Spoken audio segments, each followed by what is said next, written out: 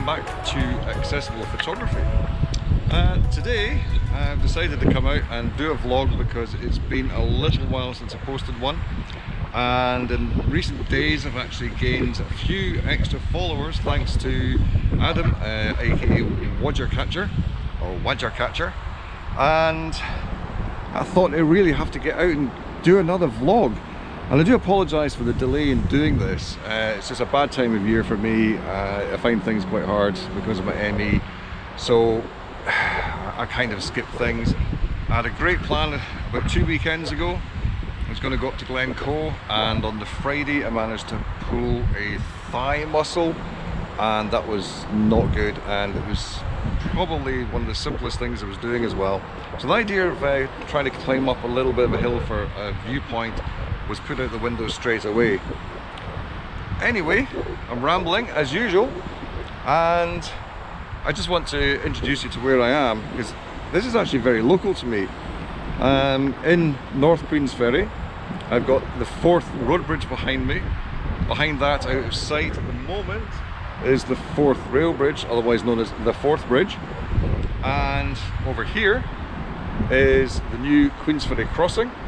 And I've photographed that several times in construction, and I've never actually photographed it once constructed and with traffic on it. So this is going to be the first. Now my idea was to get a nice sunset. It's been kind of cloudy all day, with broken clouds scudding across the sky with the wind that we've got just now. And I thought it was going to be quite spectacular, but sod's law, I get out and most of the cloud has disappeared. There's no high level clouds. The chances of a good sunset are fading fast, and time lapse I was going to do is probably useless as well because there's not that much in the way of cloud anymore. But I'm going to set up and take a few pictures. I've got a while before the sun actually goes down, about half an hour. Might get some colour beforehand, probably get all the colour afterwards. And you might notice that I'm not looking around for my dog. I've decided to leave him at home today. With all this water nearby, he would just be in there playing all the time and be barking at me to come and play. So I've decided he can stay at home. He was feeding his face at the time when I left, so he's perfectly happy. And he's had a good walk today, so he'll be having a wee sleep. Yeah, I'm going to set up. The sun is going down. I'm aware there might be a smudge on this lens, so it might flare. I'm going to have a wee look at that and see what I can do. Okay, see you soon. So the sun's going down. An issue I have at the moment is this lens might just be a little bit too small, or too big, so we say too narrow. I'm getting the top of the bridge only just. I might have to swap with that lens there because the GoPro is doing a time lapse. So the first picture is quite nice. I'm getting a bit of golden light. Not really sure about the distortion on the frame, so what I'm going to do, I'm definitely going to swap lenses, and I might be able to fix some of the distortion later, so I've got a wider view. I might be able to pull it back in post-process. So I'll give that a go just now. Remember to switch off your camera before you change the lens.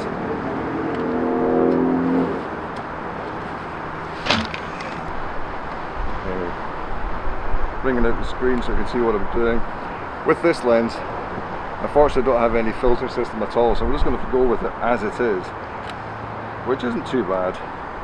And I can widen that a little bit more, swing that around, get more of the bridge in place. Now my nearest column is slightly more vertical. I can adjust that a bit easier. There's some nice light in the clouds above, so I'm just going to raise that a bit. Now, I'm just going to record this if I can. So what I've got here, as you can see, is the bridge on a wide angle, and as I bring this round, the vertical becomes more vertical. As I bring it that way, which is where I had it before, it's tilted quite a lot. Now, if I point down, the bridge gets higher. If I point up, the pillars get smaller. So what I actually want to do is get it all in along with some of that colour, and hopefully be able to fix that later. So I'm going to take the image much wider than I want it to be, so that I can try and fix it post-process.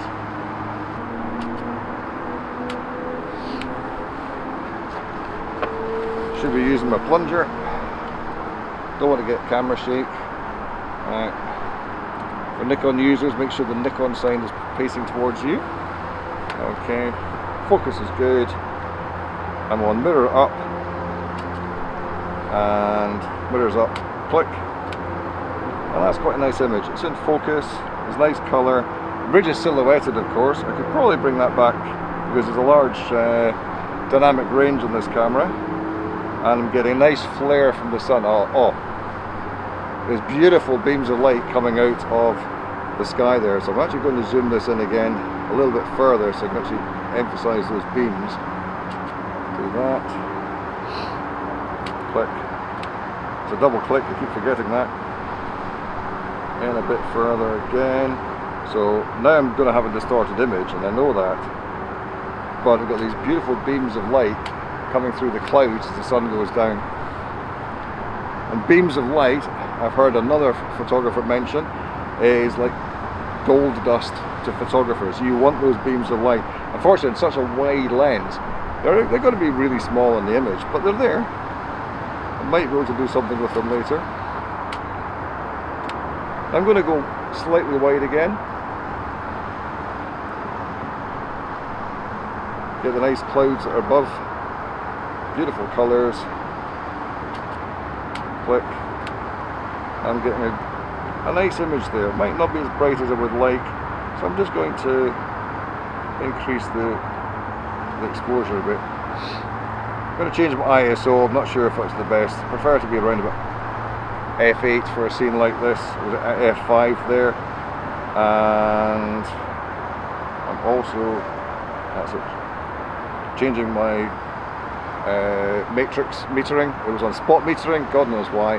It's on matrix now. See if that makes much of a difference. That makes quite a difference actually, both those changes. Adjust the composition again. It's very much tilting in. So what I've got is the far towers are tilting one way, and the nearest one's tilting another way. So trying to fix that post-process could be quite interesting. But here we go again.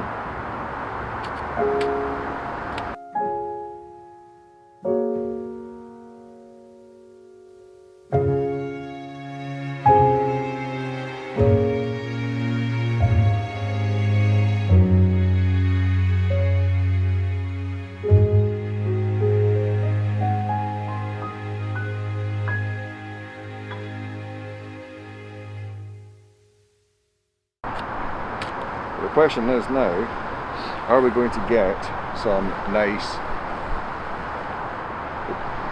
after sunset light? So I'm going to have to wait for that, because it will be quite a while.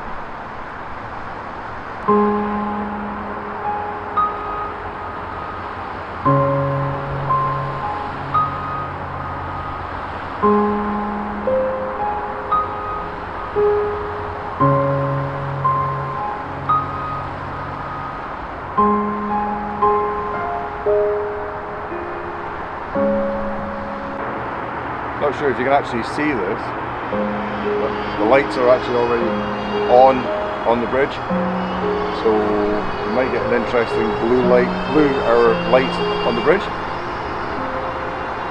Could be interesting. I was going to do the rail bridge, but this looks like it might be interesting as well.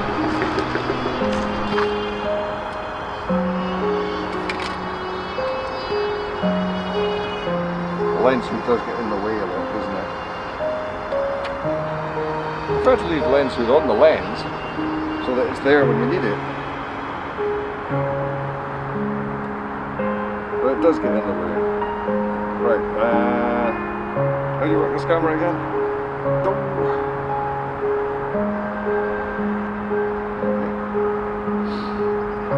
Some of you may ask, Alistair, why do you not have a ball head? Why do you go for the faffing about of 3 axis?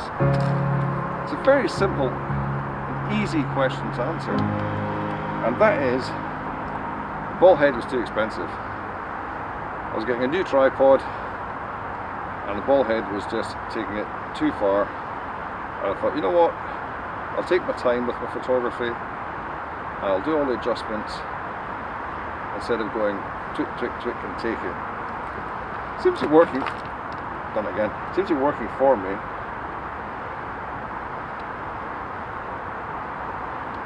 At times, but it is a bit of a faff. Now again, I can't tell if that's focused. I think my eyes get worse as it gets darker. If you agree with that, put a comment in the bottom below the video. Yep. I mean, the strange thing is, the box goes green when it's in focus, but I like to be able to see the image is actually in focus. I'm using autofocus, which is bad, Alistair.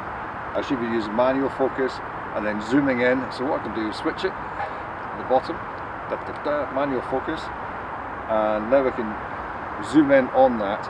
I'll just do a little video to show you what I'm doing there. I can zoom in with my plus and minus buttons, adjust the focus so I can see the bridge is beautifully in focus. That's nice. I'm going to take it quite high to the top, make sure it's all in focus, because the funny thing on top, and it never looks like it's in focus, make sure there's the wires, as I call them, probably cables, they're all in focus all the way down. That's in focus, that's lovely. So now let's not have any shake and check my exposure. Exposure is way off. Okay, now this link's on. Oh, that's alright. Ooh, we're getting what's called the angel of the fourth. And the angel of the fourth is the fact that the lights of the bridge don't light up all the wires. It's the tower, and it catches some of the wires, and it kind of gives it wings at the top, so it looks a bit like an angel. So I think the phrase was coined by a guy called Grant Ritchie, who does Real Edinburgh. So if you go to Facebook, look for Real Edinburgh. He has taken some fantastic photographs in the past. It's not a vlog, it's just a Facebook page.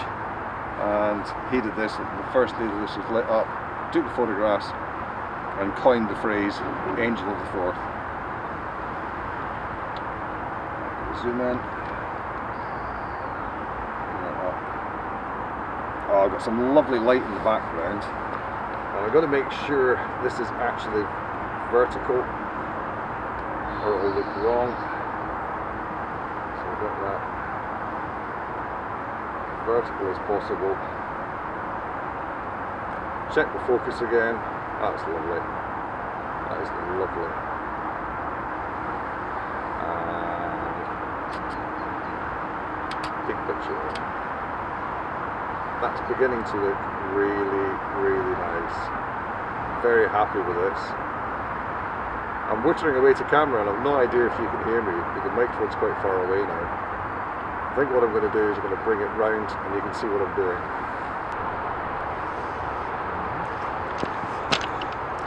So the microphone's quite close now, so I'm going to speak quietly. I'm going to kneel down again and I'll show you what I was doing. So I've got the plus and minus, so I can zoom in and check that my focus is correct all the way across. It looks good. Yep. Let's bring that back out again. So I'm happy with the focus, even though it's showing red, it's because of the manual. I'm trying to make sure that's right in the middle and that the angle is just right. I'm just never sure. My astigmatism really doesn't help. I should have the grid on. I realise. That looks okay. That looks nice. I'm going to check the exposure again. Just back a little bit. Right, mirrors up. And there we go. So that's looking quite nice. And the others aren't showing the angel as much further on, so I'll just stick with this one. And I got that in the background. The horizon's looking okay. Yeah, I'm happy with that.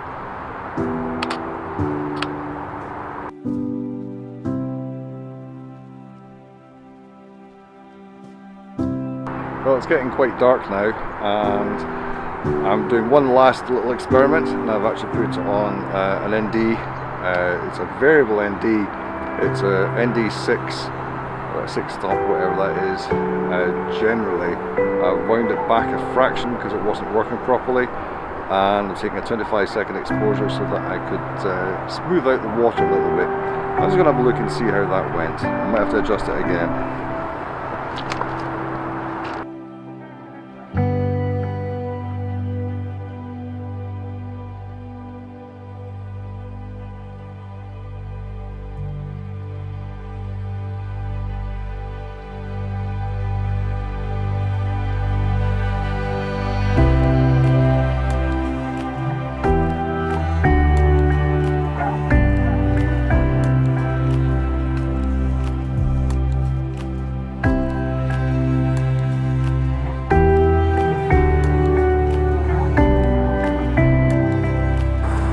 Thank you for watching Accessible Photography. How accessible is this place? Well, the car's literally just the other side of the road bridge, which is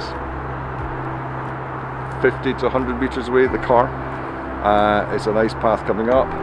It's a bit of a drop down. There is a viewpoint and there's a bench for sitting at now. It's in memory of the chap who died in building this bridge. And so therefore it is accessible. Coming down to the beach, it's a bit rough on the beach, so depending on how good you are at walking, it might not be that accessible. But again, thank you for watching. Please subscribe, hit that bell so you find it when it's posted, because they're not as regular as they should be. I'm trying to do 2 a month. Failed in February, I think, unless I manage to squeeze another one out before the end of the month. But I'm trying my best for you, and a very, very warm welcome to the new subscribers that came in recently, and again, thanks to Adam for that. So again, warbling, time to say goodbye. Bye for now, and instead of a blackout, you're going to get a whiteout.